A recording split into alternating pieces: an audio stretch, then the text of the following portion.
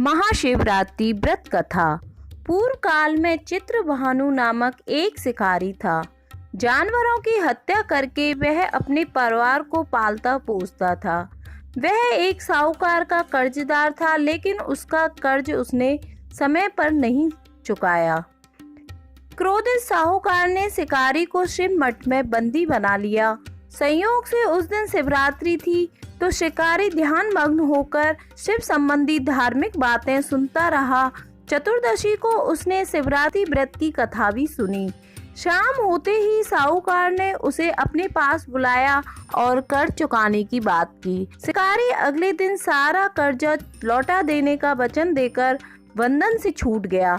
अपनी दिनचर्या की भांति वह जंगल में शिकार के लिए निकला, लेकिन दिन भर बंदी गृह में रहने के कारण उसे भूख प्यास बहुत सता रही थी। शिकार खोजता हुआ वह बहुत दूर निकल गया।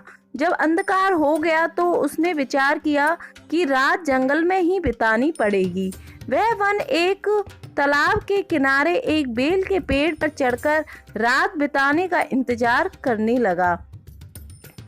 बेल वृक्ष के नीचे शिवलिंग था, जो बेल पत्रों से ढका हुआ था। शिकारी को उसका पता ही नहीं चला। पड़ाव बनाते समय उसने जो टहनियां तोड़ी, वे संयोग से शिवलिंग पर गिरती चली गईं।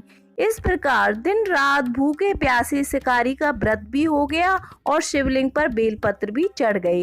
एक पहर रात्रि बीत जाने पर एक गर्विणी हिरनी तालाब पर पानी पीने पहुंची। शिकारी ने धनुष पर तीर चढ़ाकर जो ही प्रत्यंचा खींची, हिरनी बोली कि मैं गर्व से हूँ और शीघ्र ही प्रसव करूंगी।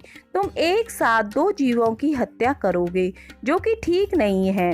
मैं बच्चे को जन्म देकर शीघ्र ही तुम्हारे समक्ष प्रस्तुत हो जाऊंगी, तब मुझे मार लेना। शिकारी ने प्रत्यंचा ढीली कर दी और हिरनी जंगली झाड़ियों में लुप्त हो गई और उसमें छुप गई। प्रत्यंचा चढ़ाने तथा ढीली करने के वक्त कुछ बेल पत्र अनायास ही टूटकर शिवलिंग पर गिर गए। इस प्रकार उनसे अनजाने में ही प्रथम पहर का पूजन भी संपन्न हो गया। कुछ ही देर बाद एक और हिरनी उधर से निकली। शिकारी की प्रसन्नता का ठिकाना ना रहा। समीप आने पर उसने धनुष पर बाण चढ़ाया। तब उसे देख हिरनी ने विनम्रता पूर्वक निवेदन किया कि हे शिकारी, मैं थोड़ी देर पहले ऋतु से निवृत्त हुई हूँ। काम आतुर गृहिणी हूँ, अपने प्रिय की खोज में भटक रही हूँ। मैं अपने पति से मिलकर शीघ्र ही तुम्हारे पास आ जाऊंगी। शिकारी ने उसे भी जाने दिया। 2 बार शिकार को खोकर उसका माथा ठिनका और वह चिंता में पड़ गया।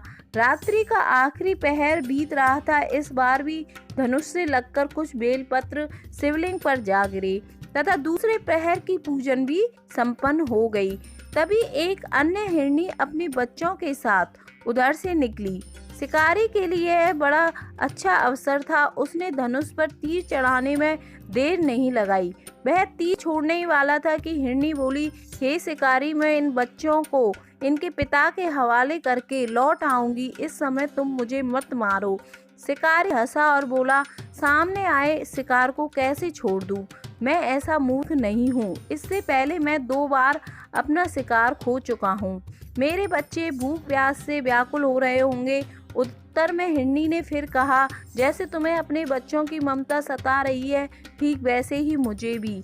हे शिकारी, मेरा विश्वास करो, मैं इन्हें इनके पिता के पास छोड़कर तुरंत लौटने की प्रतिज्ञा करती हूँ। हिरनी का दीन स्वर सुनकर शिकारी को उस पर दया आ गई। उसने उसी मृगी को भी जाने दिया। शिकार के अवाम में तथा भूख प्यास से व्याकुल शिकारी अनजाने में ही बेल वृक्ष पर बैठकर बेल पत्र तोड़ तोड़कर नीचे फेंकता जा रहा था। और जैसे ही सुबह होने को हुई तो एक हष्ट-पुष्ट मृग उसी रास्ते पर आया। शिकारी ने सोच लिया था कि इसका शिकार तो वह अवश्य ही करेगा। शिकारी की तनी प्रत्यंचा को देखकर मृग विनीत स्वर में बोला, हे शिकारी, यदि तुमने मुझसे पहले आने वाली 3 मृगियों तथा छोटे छोटे बच्चों को मार डाला है, तो मुझे भी मारने में विलंब ना करो, ताकि मुझे उनके वियोग में एक क्षण भी दुख ना सहना पड़े। मैं उन हिरनियों का पति हूँ। यदि तुमने उन्हें जीवन दान दिया है तो मुझे भी कुछ क्षण का जीवन देने की कृपा करो। मैं उनसे मिलकर तुम्हारे समक्ष उपस्थित हो जाऊंगा। मृग की बात सुनते ही शिकारी के सामने पूरी रात का घटना चक्र घूम गया। उसने सारी कथा मृग को सुना दी।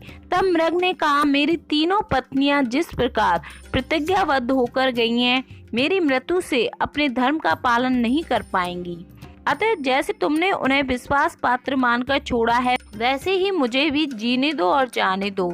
मैं उन सबके साथ तुम्हारे सामने शीघ्र ही उपस्थित होता हूँ। शिकारी ने उसे भी जाने दिया। इस प्रकार प्रातः हो गई।